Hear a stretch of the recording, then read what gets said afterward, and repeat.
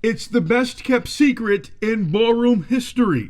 Who is Rhonda Jenkins? Yes, sir. A legendary, iconic tea spiller, Rhonda Jenkins was a cast member on the infamous Serve the Kids radio show, the very first ballroom internet radio show created by Tom Blumenthal. Yes, sir. We are finally ready to reveal to ballroom and to America who actually is Rhonda Jenkins. And it is none other than the legendary club icon from the Atlanta club scene, the bartender extraordinaire, can cook you out of the kitchen. It is my longtime good friend and former neighbor, Steve Kangaroo. Steve, Yes, sir. Well, thank you, Tom, for kindly bringing this to light. Yeah, putting that on out there and close that chapter of that ballroom scene, that chapter of that book. Yeah, Steve, how does it feel, first of all, to, after all these years, to finally come forward and reveal yourself as the person behind the character Rhonda Jenkins? Well, I mean, I knew nobody really knew who it was because I wasn't in the ballroom scene per se, but I was around the ballroom scene all the time. You know, you used to be your cameraman, and of course you're about to edit out this part where I built your ground ballroom status from the ground up because I'm the one who told you should start walking your category. But anyway, that's besides the point. And sent you to Andre. So, but yeah, it's one of them things, those things that it came out of the blue, something you concocted, and we just, I think people can just finally close that chapter. So, yeah, and I do want to go back to how you introduced me to the ballroom scene, because I'm one who I always like to give credit to people who helped blaze the trail and people who laid the groundwork and opened up doors. So I do want to come back to that because I do think that's an important part of my history and ballroom history.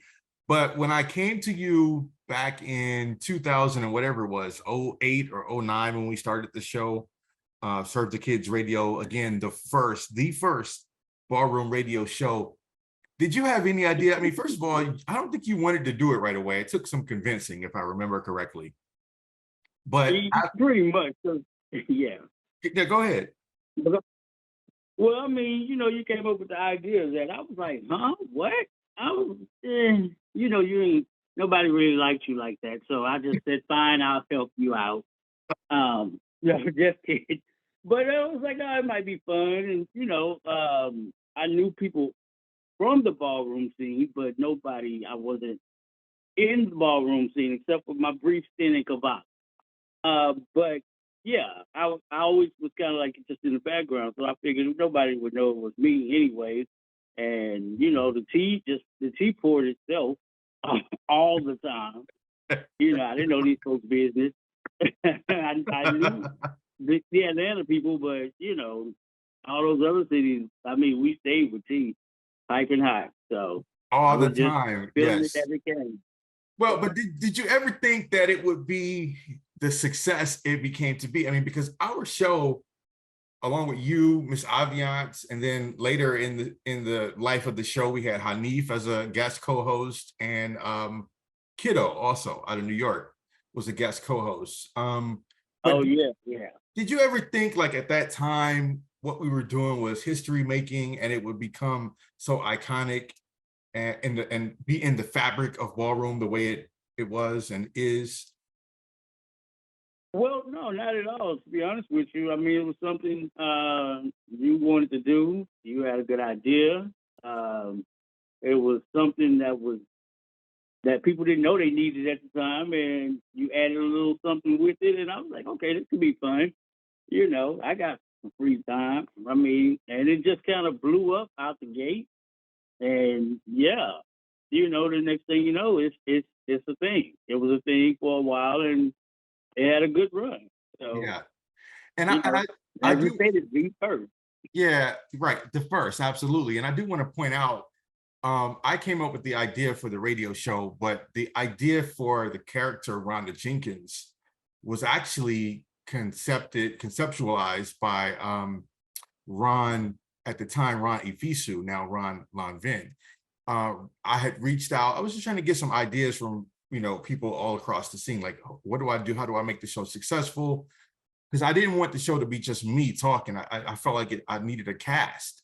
And so I don't Right, know. right. I don't know if I reached out to Ron or if he called me. I'm not sure how we got on the conversation of this. I think I might have called him to say, hey, what do you think I should do? But it was Ron who said, you need a character to come on and basically spill the tea. And so at this time, Yeah, it was radio at this time. It wasn't like visual, so nobody could see who we were, and except for me, of course, you right, knew what I looked like, but they didn't know what you looked like. So it was easy to right. hide your identity. But Yeah, as that you wasn't said, hard at all. So, yeah, I mean, it kind of just took on a life of its own. But did you ever have any moments where you almost got spooked or somebody almost clocked you? well, I was dating one of the ballroom kids from the Midwest. I call the Midwest lovingly, the Midwest. Um, and they knew my voice, so I told them. I told him, and he knew. So that was pretty much it. Nobody else really knew me or talked to me on the phone and that like that. Nobody recognized my chat line voice from back then. I don't think so. I would say. Uh, so yeah, I was cool with it. You know. And that's the So one question I still get asked to this day. People still ask me, who was Rhonda Jenkins? Who was Rhonda Jenkins? Why do you think that character had so much of an impact, though? I don't know. I mean, she had all the tea. She was a little messy with it, but not too over the top with it, but just enough to keep the kids and the girls stirred up. And I mean, she was funny and witty, and I mean, I had to hide the tea. So Yeah, yeah, that kept me on top. yeah. And speaking of tea, like, where did you get the tea? Because, like you said, the tea poured itself. But at some point, like, people will start just sending you stuff. Like, how did it come about that you were like station zero, ground zero for all things drama and scandal in the ballroom scene? From what I recall, it was all poured into your inbox, inboxes, text messages, to the co-host, and just sent over to me. Again, no one had my information to send me anything. No, just run to have an email. I can't Yes, remember. Rhonda did. You created an email for Rhonda. I got some stuff, but most of the stuff, yeah, it was sent to the show.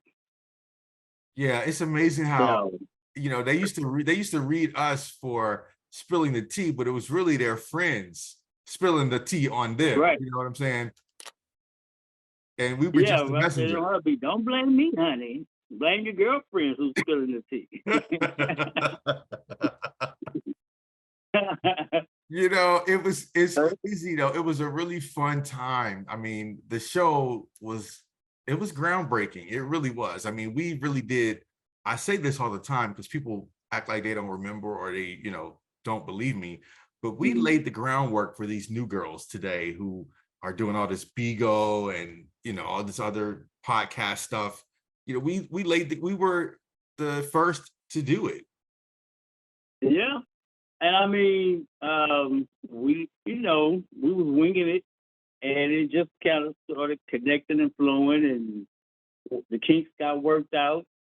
And I mean, and everybody was looking forward to it. Every time the show aired, they were looking forward to it, ready to spill tea, talk about previous balls and whatnot, and it was just a place for people to fellowship over the phone, opposed to like Walk for Me. I think was out at the time. Right. Walk for Me. Walk Yeah, for Me Wednesdays. Yeah. That was the well, yeah, online chat board. exactly. So Mhm. right, exactly. So yeah, that was it. It made its mark. Definitely, I can't believe it's been that long. Yeah, I mean, did you have any reservations about coming forward to reveal your identity? Did you have any doubts about doing it, or did you feel like now is the right time?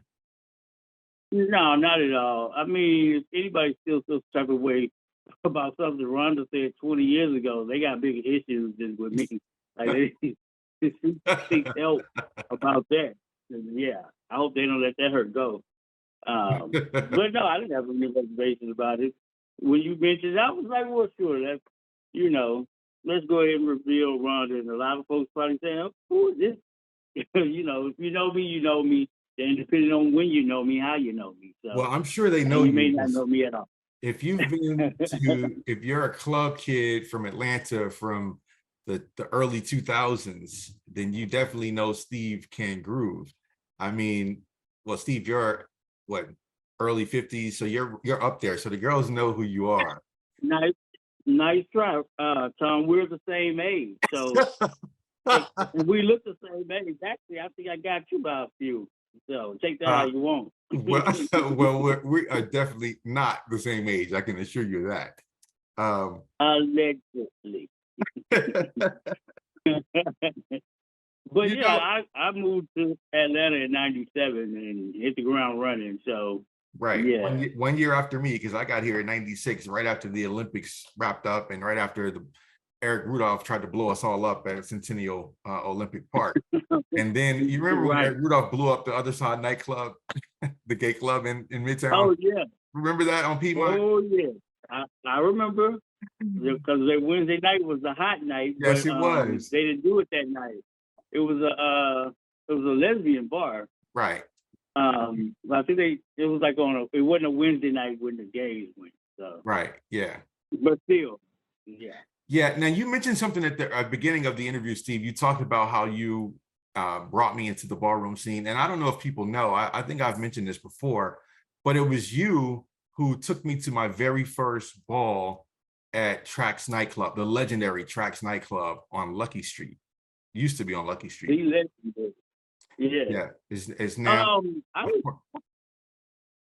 right. Well, I forgot you. It was the first ball, but I just remember, we stay in the same building over there on 12th and Piedmont. And you used to always be in a suit also. Now, I give credit what's credit due, but with Tom, can't give Tom too much. But you used to be done in your suit every day, going to work and stuff. And I was like, you know what? You should walk executive real.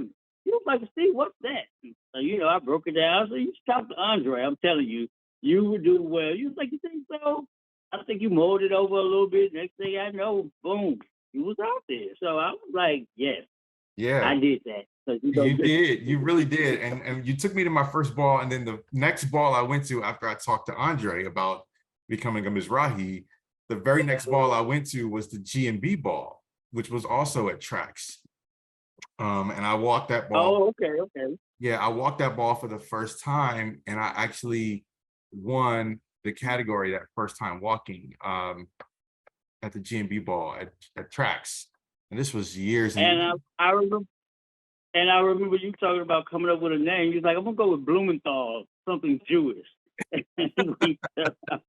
And Blumenthal was born, Tom Blumenthal. that is how I feel I can see it. to this And never day, look back. that is correct. And to this day, most people, I would say about 95% of the people don't know Tom Blumenthal is actually not my real name. But I don't want to get I don't want to get I these girls forgot too your much info. last name for a long time. Shit. But Tom Blumenthal kind of took on a life of his own. I never even thought that it would become like a thing. You know what I'm saying? Like it became a thing, and that's how everybody knows me, Tom Blumenthal. But as you And said, I mean, to be fair, when you walked in that suit, you couldn't tell you looked like a Blumenthal, like a Tom Blumenthal. Who's gonna question you? That's what the realness was. right. So yeah, you was Tom fucking Blumenthal. So Like your legendary punchline for Rhonda Jenkins was always the "Yes, Tom." You would do that long, exaggerated "Yes, Tom," and then your signature sign out. oh yeah. Tried on your dime or something like that. Good guy. And I I forgot about it before I came on I here. think you would say don't try Don't try your time when the on my kids try time it and on on your my time. time and on your dime. Give them a still stern look and tell them, "Ciao, please." Now, how was that born? How did you create the signature punchline as well as the intro for when you came on the show? Well, I mean, I don't know. I just thought about exaggerated characters from, shows, sitcoms, and stuff like that. Like Wanda and Shanae and just stuff. What I'm saying, something exaggerated. And my friends and I would use child please in so many different ways. I mean, it's universal, and it just means so many things on so many levels. So Yeah, it just went and it just flowed, and that's what it was. because I And think I used to love to hear, yeah. be at the ball or something out here, child please. And I think to myself, the phrase is just being said like that. So Right, because the phrase, like the catchphrase, really almost took on a whole life of its own. Besides Rhonda Jenkins, like the phrase was a thing that everybody was saying, and it became this right. whole, like it took off like the buzz phrase in the scene, and that's how Yeah. you knew they were listening to you because they were repeating that phrase everywhere. Yeah, and I don't know. I forgot. Did you give me yes something or something? I don't know. We was playing around with it, and yes sound stuck when you would call me out. So, And then of course we had so Mike Q created your music, your intro to the show. And now, it's time for the nightly Child Please segment with the much anticipated, highly sought after, the infamous T-Filler herself. She's the former Florida Evans, reincarnated as the one and only Miss Rhonda Jenkins with Child Please. listen. I forgot all about that, Yeah, it was and I used to. actually Mike did the intro for the whole show for everybody, Miss Aviance, for you and for me. I completely forgot about this. I mean, I still listen to Mike today, and Facebook friends. I used to be on his lives and stuff. Me and Angel used to battle back in the day on live. On when they would log in and be playing beats against each other. So yeah, those little those little moments that he made for us were just hot. That was a whole nother level to the show. Mm-hmm. Like I felt like we had a ride. So how does it feel to finally have this huge secret lifted? The veil has been lifted and people can now, they know who Rhonda Jenkins is. Well, I mean, I never really worried about it. Like, not at all. Or anybody finding out about it. Again, nobody really knew me like that as far as, or would even suspect that I was Rhonda Jenkins, in my opinion. So, I didn't have a care in the world about anybody finding out. So, Are you surprised when you that say that, are you surprised that the secret lasted as long as it did? I think people wanted to know at first, and I'm not sure when they stopped wanting to know, or it kind of died down. The curiosity gave up. You know what I'm saying? With the people or something else. I can't remember, but yeah, people did want to know for a while. Yeah, and I think like, of course, after we kind of faded away from the scene, I left the scene and went on about my professional life, and you went about your life doing what you do. The show went off the air. Right. You had all these copycat shows to follow. People really kind of forgot about Serve the Kids, Rhonda Jenkins, Tom Blumenthal in terms of radio. I think people kind of forgot, Right. and it just kind of became an afterthought. But some people, like I said, I still would get asked even to this day about who is Rhonda Jenkins, how's Rhonda doing, and I would just make up, crazy rumors about where you were or what you were up to. You had gotten married and moved somewhere in Florida or something, just to kind of keep the Right. to keep the suspense alive about where you were and who you were.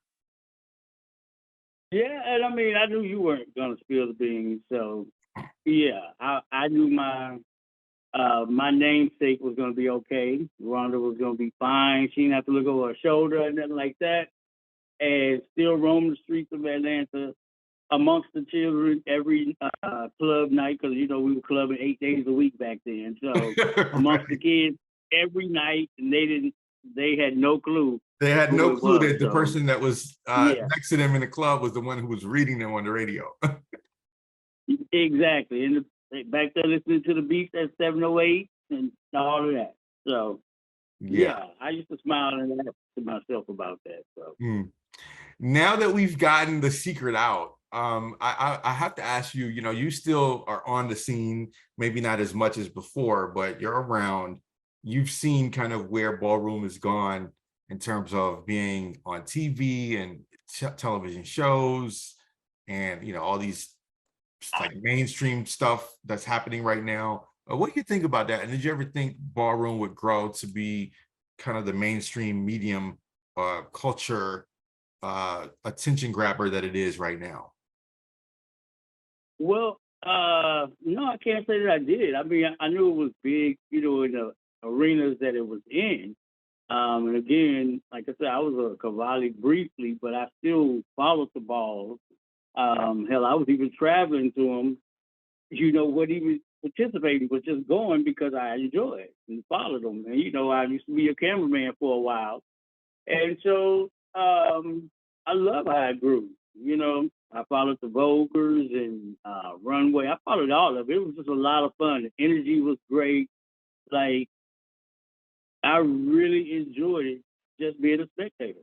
So for where it is now, I still follow it not as much. I watch it live. I can't tell you the last time I actually stepped foot in a ball, but yeah, I watch it live. I know it's all over the world now. I think it's great. I know some of the history has gotten lost in translation. People just creating houses and not necessarily knowing the history. They're trying to keep it, keep it up to date as possible, and just making sure that it doesn't lose its history in the process. So, I like to see those posts when they come up in the groups and things like that. So we do have some people that still keep trying to keep that from getting lost. I like the shows. I like when we're represented. I hate that HBO Max took that off. I mean, but they got a good darn 3 seasons out of that, So, I mean, I'm always rooting for ballroom. I'm ballroom adjacent, from that era of dance for pageant kids and Jason back in the day. So all that's, under one umbrella. It falls under that. So, yeah. Yeah. Well, what do you think about how these different ballroom radio shows have took off after we came along and opened that door? I mean, you got, the other shows that were doing Blog Talk after we left, and then now most of those shows have transitioned to Bigo and, have gotten their own podcast going and stuff like that. What did you think about that and how we kind of opened that door for them? Well, I think it's great. I always want to see everybody win, somebody had to be the first, and it was you. People probably didn't think it was possible, and you gave them the idea. That's great. It could be 7 shows on at the same time, but people are going to click and listen to who they want to anyway. And that's just across the board. So there's room for everybody. And, I know you feel good to know that you started something with that. And, I mean, it's always nice to be the first, and you see where it's gone from that. I followed a couple of them for a little bit, and then I kind of fell off and just, listening weekly and stuff. But, yeah, I think it's great. I think it's absolutely great. And you, another feather in your cap, you can have it. All right, okay, you got it. But, yeah, I have to keep you humble, keep you on your toes, but I always give you credit where your credit is due. So. Well, I appreciate that. And, I don't really need the credit because I know what I've done in my contribution. So, but it's nice to be recognized, but it's not necessary. But right. Yeah, Steve, I really want to thank you for agreeing to do this because I hit you up several weeks back and we were trying to schedule it, and schedules were all over the place. But we finally got a chance to do it, and we finally got a chance to reveal this big secret to America and to the ballroom scene. And so I really feel happy about it. And I want to thank you again for doing it. Any final words? Well, no, Well, yeah, and I mean, no problem. I'm sure once you post it, only the older kids of our generation will really know. And some of them will still probably look at it and go, "Child, Rhonda Jenkins and Tom, get out of here." But I mean, yeah, some people may think, I remember those days and those fun times. I mean, it was a moment, it was a time. I had fun doing it. Um, I'm glad it helped make the show a success, and I was able to help you out to do it. You know what I'm saying? So I'm really pleased that how it turned out. Mm. And yeah, they can finally close that chapter for your Serve the Kids Media with the Blumenthal show. And so, but yeah, I'm for going to tell you, I'm before you go, Steve, I'm going to tell you this publicly because I don't think I've ever said this. I truly don't think the show would have been as successful as it was if we didn't have Rhonda Jenkins as part of the show. I really don't think it would have made the kind of waves it well, made. and I can understand what you mean by that because you do have to have a comedy piece. Otherwise, it just kind of comes off like CNN for ballroom, and nobody wants that. Like it's just talking, this and so you need a little comedy, somebody to break it up, be shady. So yeah, I mean, Rhonda did add her piece to it, and I'm glad she was a success and the kids took to her and all of that. So yeah. All right, well, I'll let you close out with your tagline if you want. Otherwise, we'll just go ahead and send it back to the studio. Well, I mean, Tom, even 20 years later, if the kids tried on your time and on your dime, just give them a still stern look and tell them, "Ow, please." Thank you, Rhonda. I appreciate you for everything.